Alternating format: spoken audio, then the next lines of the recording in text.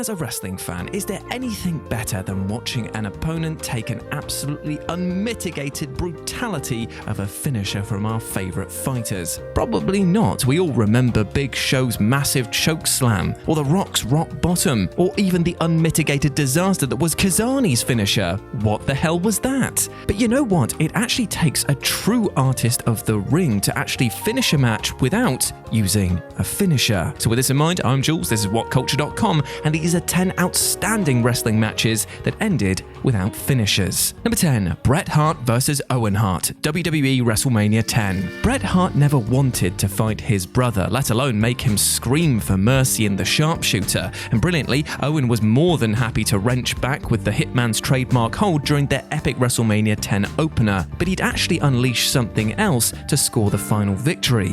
Slapping it on to show that he could as much as to try to win the match, the Rocket couldn't seal the deal with this hold, providing what most presumed was hard evidence that he had no chance of toppling his sibling on the company's grandest stage. But this all played a part in the masterful subversion of expectations come the end. Owen had proven himself almost as technically proficient as the excellence of execution as the pair raced to an exhausting conclusion laden with telling errors being made in the rush to victory. Bret stumbled first, going desperate with the victory roll that had him win the King of the Ring, but Owen put his weight down on top of him for the final victory, taking with it the confidence that he could do it again over their summer series. It was an absolutely brilliant closer. Number 9, The Rock vs. Stone Cold Steve Austin, WWE WrestleMania X7. There were plenty of Stone Cold stunners and rock bottoms to be found in this epic main event and Attitude Era season finale, but only because the wrestlers wanted to satisfy expectations as well as subvert them. There was a lot to get to beyond merely determining the ownership of the WWE Championship, with Steve Austin's heel turn at the top of a stacked agenda. Smartly realizing that just a stunner and pin would get a massive pop from the Houston, Texas faithful, the Rattlesnake's shocking allegiance with Vince McMahon had to directly inform the finish. And so the challenger made Brahma Bolognese out of the champion with a steel chair, pulverizing him in a manner that spoke to his clear, bloody-minded, and face after the fact, desire to reclaim the goal. Rock's countless stunner kickouts looked as if his body was acting on muscle memory, but the chair assault subsequently saw Austin beat the brains out of Rock's every organ. Number 8, Bret Hart vs. British Bulldog, WWE In Your House 5. Bret Hart and Davey Boy Smith had two separate and entirely different epics over 3 years in the mid-1990s, though neither ended with either the sharpshooter or running power slam. At Wembley Stadium, the Hitman lost upwards. British Bulldog's Intercontinental Championship win freed up the excellence of execution to win the company's top prize a few months later as the planned top star in a post-Hulk Hogan future. It foreshadowed significant change for the entire organization, but not all of it was good. The industry couldn't have looked more different by the time the two locked up again. Gone were the record-setting crowds, but those that stuck around saw an in-ring product far richer for Hart's stewardship. In a bloody sequel that outmatched the original, the pair allowed for heated violence in a way that all babyface battles normally couldn't. Though Bulldog's screaming for mercy wouldn't have felt out of place at the conclusion, the genius cradle on the exhausted challenger was as technically proficient as it was tactically astute. The pinning combination wasn't about testing the challenger's muscular strength, but his technical resolve. After 21 grueling minutes, he had none left to offer. Number 7, Shawn Michaels vs. Mankind, WWE In Your House, Mind Games. It was an actual finish away from being perfect in our timeline, but the one somewhere in another galaxy that actually provided a clear winner in the Mind Games epic between Shawn Michaels and Mankind likely dodged Sweet Chin Music and the Mandible Claw conclusion. HBK surviving this deadly hold was just part of him pushing back against the mind games that Mankind was playing on him. What the match showed was an absolute erosion of Shawn Michaels' reliance on flashy moves, stripping away everything that he was until he literally just had,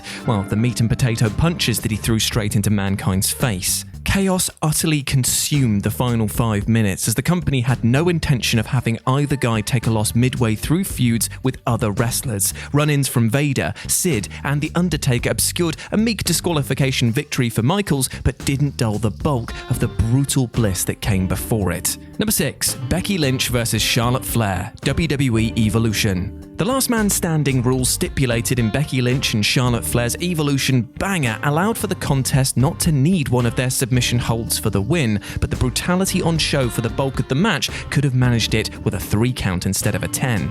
Lynch was in the middle of her career revival that propelled her to the main event of WrestleMania the following spring, and this match was actually less about ripping Flair's arm off and more about ripping up the rulebook on how WWE promoted her in the near future. Fighting through the building, the floor, and eventually into the ring for a series of increasingly dangerous tables, ladders, and chair-based spots, the climax ultimately came when the man powerbombed Charlotte from a turnbuckle through a table onto the floor. There was nothing routinely fancy or rooted in her old persona about this win. Her renewed desire to stand alone atop of the mountain was her character now. She was less Irish lass and more just kick your ass. Number 5. Diesel vs. Bret Hart, WWE Survivor Series 1995. The best there is, the best there was, and the best there ever will be. Bret Hart talked a game as big as his opponent. But this 1994/1995 series with Big Daddy Cool exhibited why it never remotely felt cocky or anywhere near the wrong side of confident. Matches at the 1994 King of the Ring and 1995 Royal Rumble didn't have finishers at all, justifying the higher stakes in what proved to be the best of the bunch. Learning from the prior encounters, Hart zoned in on Diesel's leg and tried when possible to reduce any and every advantage Big Daddy Cool may have once held over him.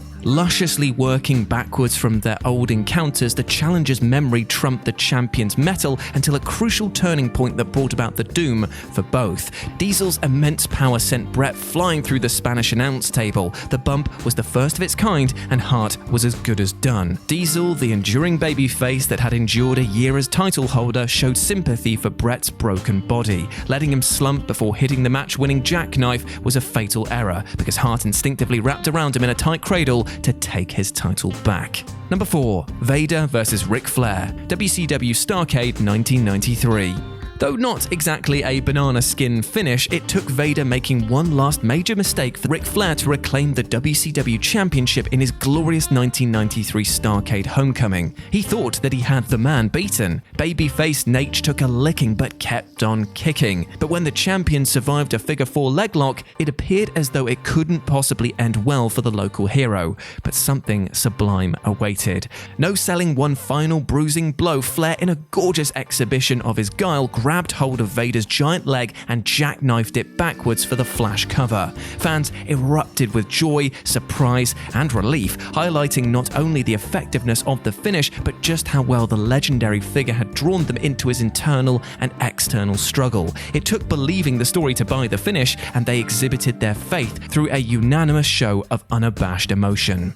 Number 3. Charlotte vs. Bayley vs. Sasha Banks vs. Becky Lynch, NXT TakeOver rival. The one and only televised fatal four-way match between the four horsewomen was briefly the best women's match in NXT's increasingly rich history. Designed and executed with elevation of both the belt and the wrestlers in mind, it was logical but fiercely entertaining exhibition stuff repurposed as a title fight. Everybody got their in, but it felt as though Charlotte, Bayley, Becky Lynch, and Sasha Banks were constantly reminding themselves that winning the women's title must come first. Eventual winner Banks had been given a couple of runs at the future Queen before the match and smartly didn't wholly rely on her bank statement to get the job done on her big night. Wearing her down but not waiting for the tap, she rolled the champion backwards into a pinfall, knowing full well that she lacked the energy to kick out. The division was quickly becoming the best thing about the black and gold brand and the WWE in general, and the respect the booking showed to both the winner and loser here spoke to why. The main roster typically seems incapable of presenting such a measured masterclass.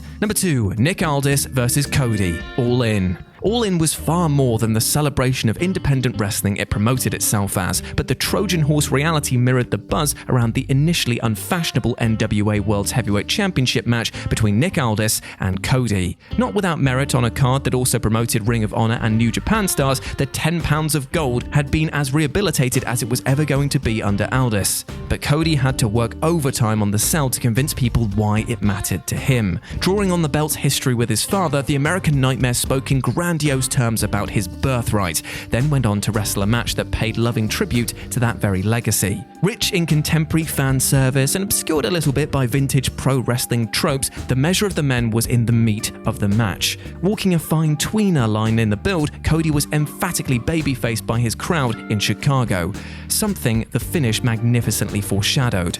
Locking his opponent's leg from a sunset flip attempt was more Ric Flair than Dusty Rhodes, but it was artistic on its own terms. In one last grasp, Cody captured everything: his opponent's limbs, the belt that he'd longed to hold, and the imagination of an audience ready to receive a mainstream pro wrestling alternative. And number 1, Shawn Michaels vs. Razor Ramon, WWE WrestleMania 10. Ending without a finish was probably the least of Shawn Michaels and Razor Ramon's concerns when constructing this instant classic. Endings in general didn't actually look like they were on the agenda considering the bumps that they were taking. This was all about new beginnings. Ladder matches predated WrestleMania 10 and became prevalent in its aftermath, but Ramon's victory had very little to do with his Razor's edge. The pair likely took years off their careers, and actually those who would mimic and multiply the danger in the years that followed, with a series of stunts that were psychologically sound and significantly ahead of their time. Yet it fell to the simple fall from grace to decide the match. The bad guy shoving the Heartbreak Kid from the ladder into the ropes was enough to entangle the challenger. Razor subsequently raced up one last time to claim both his and Michael's fraudulent Intercontinental Championship. It wasn't just epic, but economical. The pair had taken more than enough damage to their backs and knees by then anyway. And there we go, my friends. Those were 10 outstanding wrestling matches that ended without finishers. I hope you enjoyed that, and please let me know what you thought about it down in the comments section below. If you want to chat to me further, you can do so over on Twitter at RetroJ0, or you can swing by Live and Let Dice, my personal gaming channel, where I stream every single Wednesday and Sunday. I hope that you are treating yourself well, both physically and mentally, my friends out there. Be kind to yourself, treat yourself with love and respect, because you goddamn well deserve it. And maybe with a little bit more positive thinking, we can all get through this year and finish it off with a bit more hope. As always, I've been Jules. You have been awesome. Never forget that. And I'll speak to you soon. Bye.